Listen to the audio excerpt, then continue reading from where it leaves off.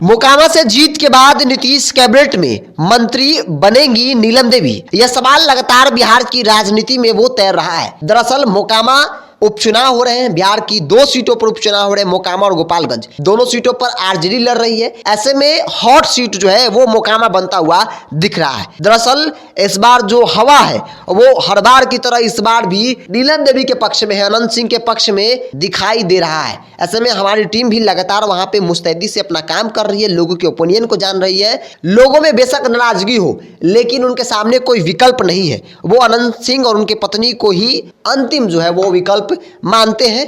अनंत सिंह की पत्नी आरजेडी के टिकट पर चुनावी मैदान में है, तो ऐसे में अब माना जा रहा है कि अनंत सिंह की पत्नी की जीत जो है वो तय है। हालांकि चुनाव होगा, वोटिंग होंगे, चुनाव जो है वोटिंग की प्रक्रिया होगी, वोटों की गिनती होगी, तब जाके पता चलेगा कि मोकामा का नया विधायक कौन है। लगातार एक लंबे वर्षों से अनंत सिंह उनके बड़े भाई का उस सीट पर दबदबा आ रहा है। ऐसे में एक सवाल जो है लगातार तैर रहा है कि अनंत सिंह की पत्नी अगर चुनाव जीत जाती है तो क्या नीतीश कैबिनेट में मंत्री बनेगी। यह सवाल इसलिए, हालांकि जो अनंत सिंह के फैन है, जो उनके वोटर हैं, उनके जो कार्यकर्ता है, उनमें लगातार इस बात को लेकर चर्चा है कि मंत्री वो बनेंगे ही, क्योंकि इससे पहले कार्तिकेय सिंह को मंत्री बनाया गया था भूमिहार कोटे से। भूमिहार जो जातीय समीकरण जो साधा जाता है राजनीतिक दलों द्वारा, उसे उसके मद्देनजर जो है कार्तिकेय सिंह को बनाया गया था। लेकिन कार्तिकेय सिंह जिस प्रकार से विवादों में रहे, जिसके बाद उन्होंने अपना इस्तीफा जो है वो तेजस्वी यादव और नीतीश कुमार को भेज दिया। विवादों में घिरे कार्तिकेय सिंह लगातार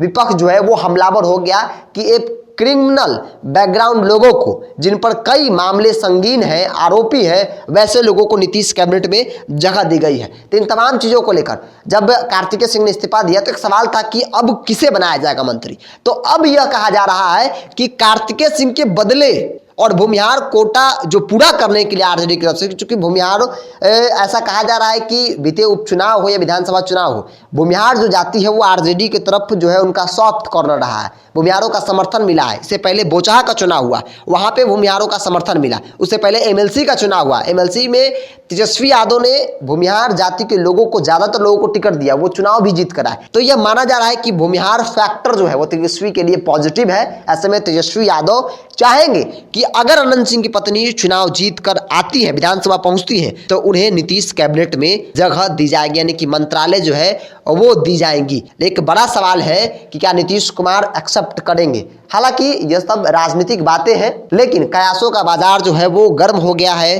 कई जगहों पर जब हमने उनके प्रशंसक, उनके फैंस से बातचीत करने की कोशिश की तो उन्होंने साफ तौर पे कहा है कि जीतेंगे भी और मंत्री भी बनेंगे। यानी कि उनको इस बात का उम्मीद है कि नीलम सिंह चुनाव जीतेंगी, भारी मतों से चुनाव जीतेंगी और चुनाव जीत के बाद वो बिहार सरकार में, नीतीश कैबिनेट में उन्हें जगह भी दिया जाएगा। तो यह माना जा रहा है, राजनीतिक चर्चाएं तेज है और राजनीतिक जानकारों का भी मानना है कि अनंत सिंह की पत्नी को कैबिनेट में जगह मिल सकती है अगर वो विधानसभा उपचुनाव जो मोकामा से वो जीत कर विधानसभा पहुंचती है तो।